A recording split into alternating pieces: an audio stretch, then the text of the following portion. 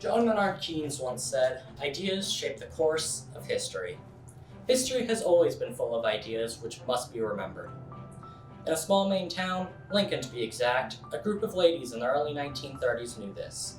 Thus, another idea was born into history: the creation of the Lincoln Historical Society.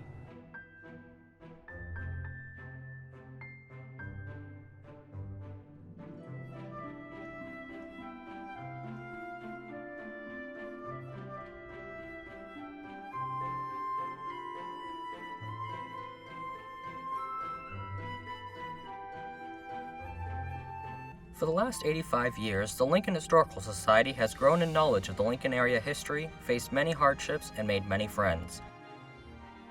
The Lincoln Historical Society shares the town's history freely to the public, but very few know the deeper history of the society itself. The Lincoln Historical Society currently resides in the former Corro House on West Broadway. As many drive by to go into town, they are always met with this house and the famous Little Red Schoolhouse across the street. It wasn't always here, however. It has grown and moved many times, as history reveals.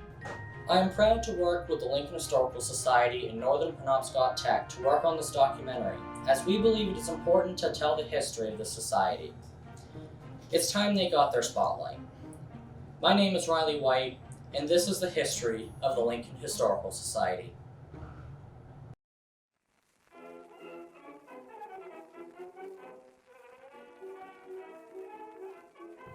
Although we call this the Pinkham Era, we have Mary Buzzell to thank for the idea of this museum. In December of 1934, Miss Buzzell gathered a group of ladies together to share her idea that Lincoln's history should be written down and remembered. At this time, it was not a museum, but more records and reports that should not be forgotten. The first official meeting of the Lincoln Historical Society would not be made until next February. On June 10, 1935, the Lincoln Historical Society was finally formed during their 5th meeting, making their name known proudly in the Lincoln area. This forming of the society would change the future of many historical items and buildings. This meeting created the offices needed to keep order. The first president of the LHS was Gertrude Pinkham, resulting in the name of this era. Bessie Acorn wrote for the Lincoln News in 1961 about Mrs. Buzzell.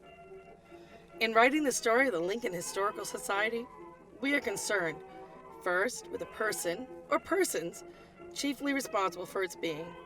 There would probably have been no society without Mary Buzzell. When the Lincoln Memorial Library opened its doors in March 1925, she was librarian. In 1930, she accepted a position in Bangor Public Library. Due to increasingly ill health, she was obliged to give up work in 1933. In December 1934, Mary's interest in history and genealogy, especially as pertaining to Lincoln, brought about others to discuss the possibility of a society devoted to Lincoln history. On February 4th, 1935, a few of Mary's friends met at her house to make plans. And on February 11th, the first public meeting was held at the library with 10 ladies present. The program for this meeting was 2 papers, one read by Gertrude Mills and the other by Mary Buzzell. On June 10, 1935, the Lincoln Historical Society was finally formed during their 5th meeting, making their name known proudly in the Lincoln area. This forming of the society would change the future of many historical items and buildings. This meeting created the offices needed to keep order.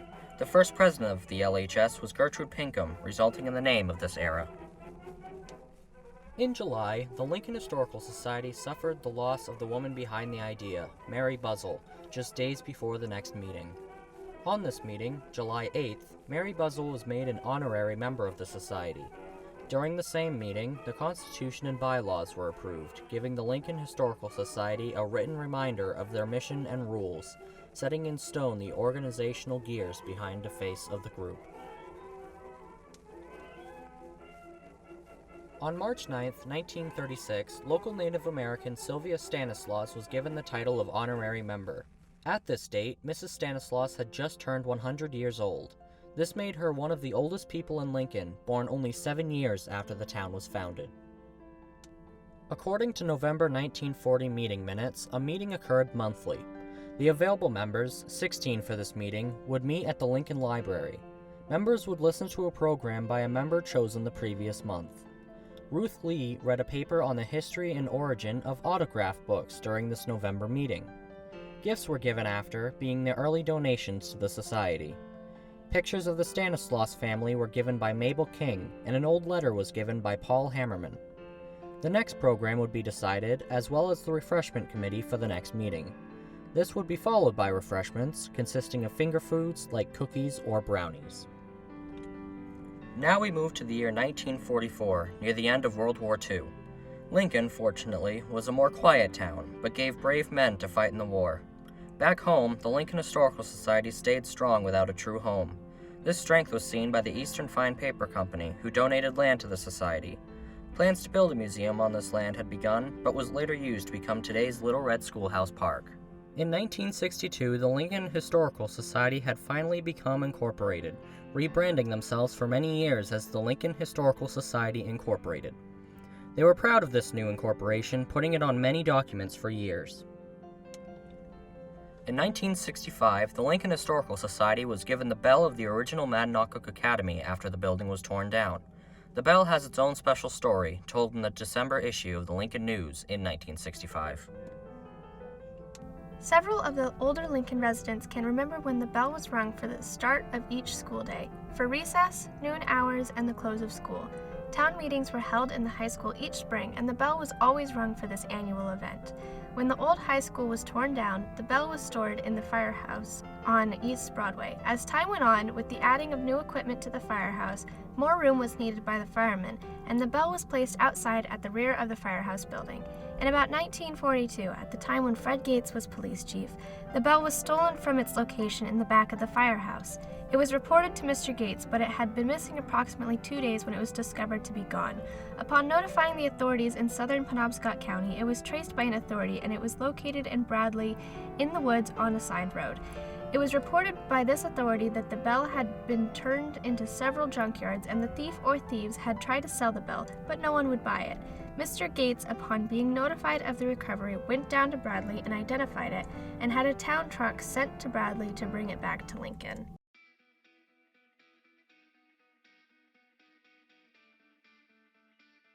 In 1974, the Lincoln Historical Society was seen by the town of Lincoln as an important group, still without a true home. They were given the old primary school by the town, where Lincoln Court Apartments now stands. This saved the school from being demolished by the town or sitting empty for decades more. Very soon after the building was acquired, the museum was opened, showcasing the many items the society had been previously holding in various homes and barns for decades now, as well as other documents. The story is told in this excerpt from Lincoln News article, Lincoln Society Saves School. The town council answered that need, the need for a building for a museum, in 1974 with the primary school building. Over the years, the collections of the Historical Society had grown and were distributed in barns and attics all over town. The years had taken their toll, but many items have now found a permanent home. The museum officially opened on July 3rd, 1974, with a schoolroom which John Weatherby had put together. John had worked for the school department for several years, and fortunately he had the foresight to put away for future use old clocks, desks, books, etc., as they were phased out of the schools. Now he has a room in the museum of which he can be justly proud. In June of 1975, the Society was given a paperweight collection, which to this day is proudly showcased in the collection room of the museum. This collection is made up of over 160 paperweights from all around the world, donated by Ruth Peabody McNamara in memory of Dr. Wesley McNamara. In 1976, the Lincoln Historical Society was invited and joined the main League of Historical Societies and Museums. This was a big achievement for the Society, as they were now recognized at the state level of museums. A couple months later, in July, the McQuahawk Plantation donated their local hearse to the Society, who unfortunately could not accept it due to having no garage to store it and keep it safe from the weather. The members decided it was best to give their hearse to the Lee Historical Society, the next town over, who had the space for the hearse to be kept in good condition. The primary years were about to come to an end, however, in 1984. The town of Lincoln had been given a bid for the primary school to be demolished and given to somebody else to build on the land. The Society fought to keep the space for many months, but were sadly removed from the building. It was torn down in 1985.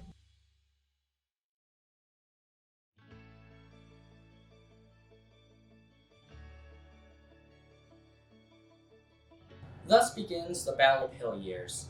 The Lincoln Historical Society was allowed to move to the famously known Ballard Hill, which was built in 1918 as a school. Today, it still stands tall and is able to be seen from many places in Lincoln, even from the back windows of the Corro House. The Society began to build their home once again in this new location, making another setup to their museum to share Lincoln's history. In 1995, the Pictorial History of Lincoln was published, showing the history of Lincoln through hundreds of pictures taken over the many years the town had been established. In 1996, the Lincoln Historical Society acquired one of their many pride and joys, the Little Red Schoolhouse. This schoolhouse, built in 1892 as the Weber Mills Schoolhouse, has had a strong history of its own and is similar to the Historical Society in a sense. It originated on the Sweet Road for the cost of $150. In 1919, it moved to the corner of Frost and Lee Streets. At this time, Edna Nealand was a teacher, being paid $12 a week. In around 1924 to 1925, the Weber Mills School closed due to the construction of a new schoolhouse in Lincoln Center. It was sold to Forrest Nealand, who moved it closer to town on Lee Street. It was used as a grocery store here for 20 years. In 1945, Leo Taylor purchased the building and moved it to Mechanic Street. It was rented out to many people, including the Lincoln Credit Union in 1966. It was used by the credit union until March of 1970 when the credit union moved to Taylor Street. In 1976, the Lincoln Bicentennial Committee purchased the building and it moved to the Matanock Academy school grounds. It was restored to its original school appearance, but over time fell into disrepair. The Lincoln Historical Society began negotiating to obtain the schoolhouse in 1996. In July of 1997, the schoolhouse was moved to its current location on West Broadway, told by Jeanette King. The Little Red Schoolhouse, as it is known now, and sits on the lot across from the library, at one time was located in Lincoln Center. My father, Robert Libby, and his family went to school there. The first school teacher was so thrilled to have a school because until then, she was teaching in her home. And then the Libby family, moved onto Frost Street, and they had 10 children, which gave them enough to have a school of their own, which they needed 11 children. And so they acquired the Little Red Schoolhouse, which at the time was white. And as they went to school there were 5 boys in the Libby family that all attended at the same time, so I can imagine that it was a real ruckus. They would tell about going to school, jumping out the windows, and running home. Their father would catch them, bring them back, and another one would jump out. So it was quite amusing that, but not to the teacher, that these boys were there to learn, but were still not real interested in school. When we decided to purchase the schoolhouse or to get it for the Historical Society, I went to the town manager and talked to him about it. He said they were going to tear it down, and I said, would you please give us time to do something about it and to let us know before that happens? And I was told that he would. And then one day, a member of the Historical Society came to me and said, they're tearing the schoolhouse down tomorrow. And I said, they are. And he said, yes. So I immediately got in contact with the town manager. And he said, well, we'll have the equipment there tomorrow. And I said, I thought you were going to let me know about it. And he said, we're going to tear it down. And so I said to him, if we can get it moved, can we have it? He said, all right. I said, can you give me any more time? And he said, maybe a few days. I was working at the bank at the time, and he would come into the bank every day and ask me, we were told we had to contact Boston to get permission because of the light system. And I said, no, I haven't. And so he said to me one day, he said, it's being torn down tomorrow. So I got everybody together on a Tuesday night, and I said, we need to meet and move that. So we contacted a woodsman here in Lincoln, and he said, I'll move that school. So we all got together that night at 4 o'clock, and he loaded it on the back of his truck, and they moved it down through Main Street. I was standing up near where the Chevy place is, and the town manager was on the steps over at what was the town hall then. The police came along, and he said to me, are you with that truck? And I said, yes. And he said, do you have a permit? And I said, ask the driver. We didn't have a permit. He went and spoke to the driver, then he went over and spoke to the town manager, and the town manager just throws his hands out and shrugs and walks away. And we continued with the schoolhouse. And we moved it down and placed it on the lot where it is now. And it didn't cost us a penny, and everyone has been happy to see it there, have good memories of their parents, grandparents going to school there, and we are just so happy to have the Little Red Schoolhouse. Since then, many renovations have occurred to the building, and maintenance is kept up to date in the schoolhouse park. In 1997, the town of Lincoln offered the Historical Society a lakeside building. The building had served as the store building for Martin's. Even before that, it had served as a skating rink and bowling alley. The society accepted the town's offer at first, but later declined as the society was grateful for Ballard Hill, and upkeep of both buildings would prove costly for the society. In 1998, the building burned. It was very fortunate the Historical Society had not taken up the offer.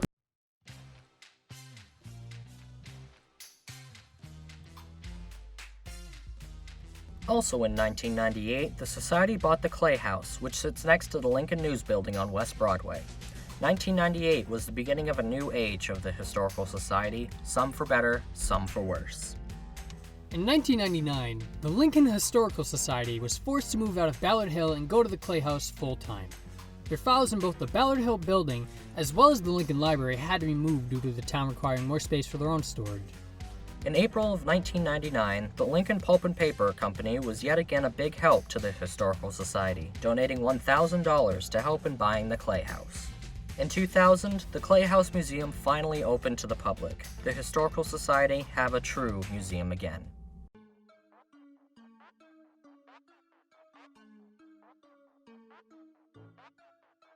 The Corro Years began on May 5, 2009. On this date, the Lincoln Historical Society leased the Corro House, saving it from being torn down like many of the other buildings in the Society's history. The Corro House is one of the oldest buildings in Lincoln, built in 1836. It belonged to many families, but is famously known as the Corro House due to the Corro family. Quoting History of the Corro House, written by Jeanette King, research seems to indicate that the Corro House was built sometime in the mid-1830s. The property itself was originally owned by Amos Patton and conveyed to Ira Fish in July of 1836, probably as part of the Ira Fish Griston Lumber Mill property. It was located at the edge of Manadalcook Stream on what is now Lincoln Library property. In April 1837, Ira Fish sold part of the property to Jacob W. Stinchfield, who may have built the house around the same time of his wedding to Mary Hammond in 1837. 4 children were born soon after the marriage, possibly in this very house. Records show that in 1864, Stinchfield sold the house and property to Dr. Moses Wilson. The house remained in the Wilson family until 1922, and after that, the house was owned by the McNamara family. In 1944, it went to Mary McNamara Weatherby, who was widowed in 1938, and married to Joseph Corro in 1947. After Joseph and Mary's deaths, the town of Lincoln bought the property in March 2006 for future expansion of the Lincoln Library.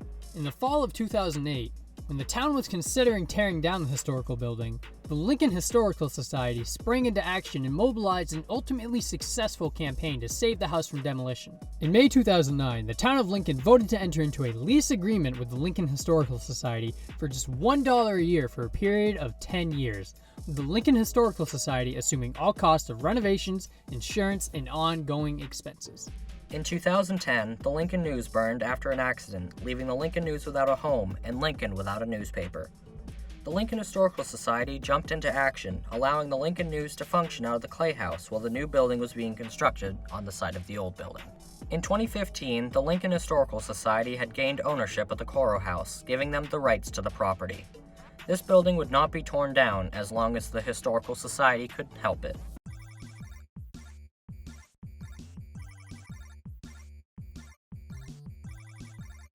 We have now arrived at the Digitalization Age, which is still in its early stages.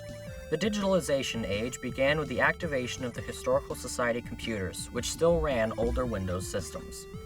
Upgraded and moved to spaces where they'd be used, the Historical Society began to be brought into the present. A very dedicated group had also risen from this, the Technology Committee.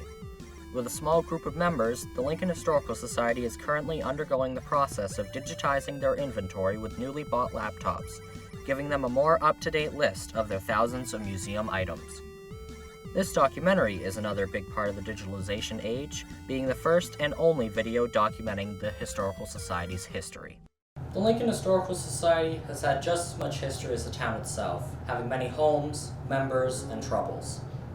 From 1935 to 2021, the Society has fought to make themselves the best they can be, learning and growing with what they are able to use. These members are thrifty and make sure their plans are well thought out before they happen, which has led the Society to exist over 85 years later.